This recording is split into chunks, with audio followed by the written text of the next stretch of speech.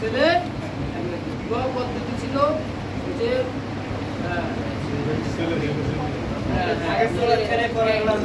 সোজা বাংলা কথা আর কি, যে ওই যে এক বয়সের ছেলে আরেক বয়সের মেয়ে, মানে আগের ঘরের ছেলে পরের ঘরের মেয়ে, এইভাবে বিবাহটা হতো। একই সাথে যারা জন্মগ্রহণ করতো তাদের মধ্যে এই বিবাহটা প্রচলন ছিল। এইভাবে আল্লাহ রাব্বুল আলামিন আবারও আল্লাহ বলতেছে, মানে এখানে রব্বুল আলামিন পরওয়ারদিগার আলম আল্লাহ তাআলা মানুষের বংশবৃদ্ধির বিষয়টা এখানে বিস্তারিতভাবে তুলে ধরেছে। এরপরে আল্লাহ তাআলা বলেছেন, আত্তাকুল্লাহ আল্লাযী তাসাআলুনা বিহি ওয়াল আরহাম ইন্নাল্লাহা কানা আলাইকুম রাকিবা। তোমরা আল্লাহকে ভয় করো, আত্মীয়তার সম্পর্ক বজায় রাখো। কেন আল্লাহকে ভয় করবে, কেন আত্মীয়তার সম্পর্ক বজায় রাখবে? আত্মীয়তার সম্পর্ক রেহেম বজায় রাখার জন্য উদ্ধারণ করা হয়েছে। আমার সর্বপ্রতিষ্ঠানের পরে আমি তোমাদের কাছে পরিষ্কার করতেছি, আমার এই কথাগুলি তোমার করতেছি। এক, যারা তোমরা মাথায় লেখাপড়া করো, ছেলেরা কখনো বাড়িতে শার্ট প্যান্ট ব্যবহার করতে হবে। তুমি যদি শার্ট প্যান্ট ব্যবহার করো, আল্লাহর কসম করে বললাম তুমি আলেম বুঝিবে না। আল্লাহর কসম করে বললাম তুমি আলেম হবে না। আল্লাহর কসম করে বললাম তুমি আলেম হবে না। কখনো তুমি আলেম হবে না। তোমার উপর থেকে রহমত উঠে যাবে, তোমার উপর থেকে আল্লাহর ছায়া উঠে যাবে, তোমার উপর থেকে রাসূল সাল্লাল্লাহু আলাইহি সাল্লামের আল্লাহ রাব্বুল আলামিনের সমস্ত খায়ের বরকত উঠে যাবে। কেন উঠে যাবে? শার্ট প্যান্ট ইসলামিক পোশাক নয়, এটা হইল ইহুদি নাসারাদের পোশাক। তুমি যখন এলেম শিখতে আসবে, কোরআন শিখতে আসবে, হাদিস শিখতে আসবে, যখন তুমি ওই ইহুদি নাসারাদের পোশাক পরবে, তোমার থেকে এলেম দূরে সরে যাবে।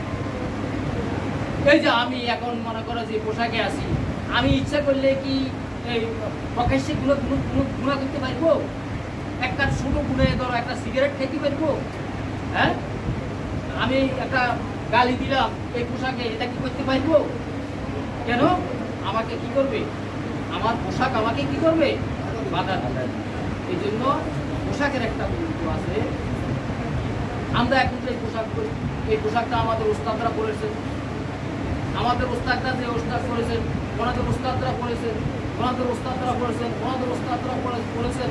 এইভাবে যাইতে যাইতে যাইতে যাইতে এটা কোথায় গেছে? সাহাবায়ে কেরাম পর্যন্ত গেছে। একে পরে কে গেছে? রাসূল সাল্লাল্লাহু আলাইহি ওয়াসাল্লাম গেছে।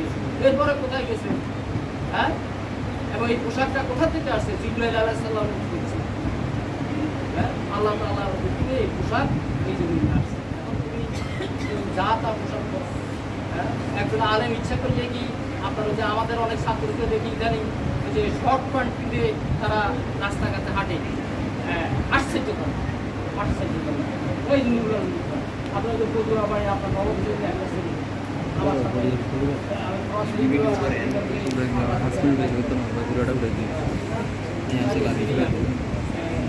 সে ওই শর্ট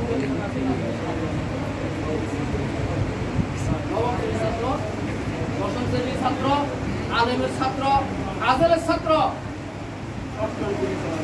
আরে আসছে। এই তুমি একজন মুসলিম হিসেবে তোমার দায়মি ফরজ কি? দায়মি ফরজ বুঝো?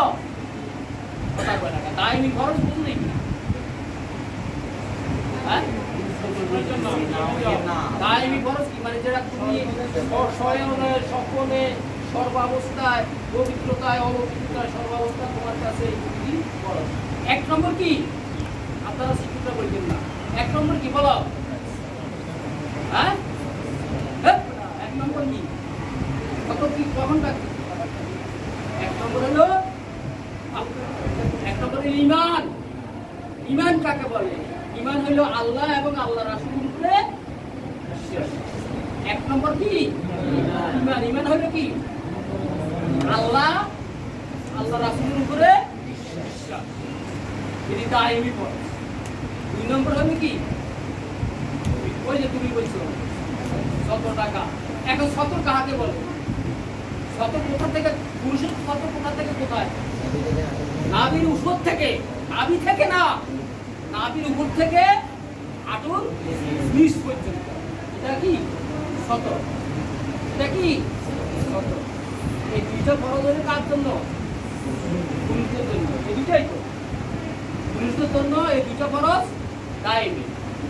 এখন কোনো একজন আলেম যদি, আমি দেখি মাঝে মধ্যে ওই যে ঘুষ দিই, টুপি মাথার দিয়ে দাঁড়িয়ে আছে, এদেরও আলো আছে না? দেখো না, দেখো না, আর হাসে কেন? দেখো নি তোমরা? এটার অর্থ কি? এটার অর্থ হইলো সে জানে না। কিন্তু আমরা আলেম যারা, ওই যে আবুল হোসেন হুজুরে হাইবিনে এই কাম করি, তারপর ওই যে নুর আলম হুজুর মোতালেব হুজুরে এই কাম করতে হয়। হ্যাঁ, কেন ভাইবে না? উনি জানেন এটা ফরজ। ফরজ ফরজ করা কি? কবিরা গুনাহ। ফরজ করা কি? কবিরা গুনাহ। ওনারা এটা করবে না, আমি এটা করবো না, আলেমরা এটা করে না। তুমি জীবনে কোথাও দেখছো কোনো আলেমে ফরজ করে হাঁটতে দেখছো? সে জানে। কিন্তু এখানে আমাদের যারা আলেম হওয়ার জন্য আসছো, আমাদের ছাত্ররা দেখা গেছে এরা ফুটবল খেলে, ওই যে আমরা শর্টকাট নিতে রাস্তাঘাটে চলে, সেটা হাজার হাজার। আর মেয়েদের জন্য বিবাহের পরে একটা ফরজ, ওই যে সতর আছে, এটা পুরুষের সতর হইলো, এটা আর মেয়েদের সতর হইলো মাথার তাল্লা থেকে পায়ের তাল্লা পর্যন্ত পুরোটাই সতর। এরপরে একটা দাবি কথা বলে, পুরোটাই কি সতর। আর মেয়েদের জন্য দ্বিতীয় আরেকটা ফরজ হইলো, বলেন আপনারা বলেন, দ্বিতীয় ফরজ অতিরিক্ত আমি না বর্তা তো ওই যে সতেরো বইতে আসি, সতেরো বইতে বর্তা স্বামীর আনুগত্য করা। স্বামী যদি বলে তুমি লেখাপড়া করতে পারবে না, স্বামী যদি বলে আজকে বাপের বাড়ি যেতে পারবে না, স্বামী যদি বলে যে এখন আপনার যে কি হয় যে নফল নামাজ পড়তে হবে, স্বামীর আদেশ মন্ত্রী, যেটা হালাল, হারাম কাজে না। স্বামী কইবে যে তুমি আপনার শার্ট প্যান্ট দিয়ে আমার সাথে চলো, বলে না? অনেক স্বামী বলে না? অনেক স্বামী আমি ইন্ডিয়াতে দেখছি, আপনার ওই যে হিটার কাপচা, হিটার বই কাপচা, পুরুষেরও শার্ট প্যান্ট, মহিলারও শার্ট প্যান্ট, সবাই ইন্ডিয়াতে চলতে আছে। আবার ঢাকা শহরে গেল, ঢাকা শহর আছে। আর এটা নিয়ে আমাদের এই যে উপজেলা তো দেখা যায় আসছে, ওই যে হেরা ইউরোপ থেকে ফ্যামিলি আসে বেড়াইতো দেখা যায়। অবশ্য শীতকালে কম দেখা যায়, সারা বছরটা যদি শীতকাল থাকতো একদম দারুণ হইতো। যেটা আমি এই যে গত মাসে ইয়েতে দেখিয়ে এলাম, কাশ্মীরে দেখিয়ে এলাম, সেখানে তো 12 মাসে সেখানে দেখলাম তো আর হিন্দুরা কি সুন্দর করতে, সেখানে খুব সুন্দর করতে 12 মাস শীত।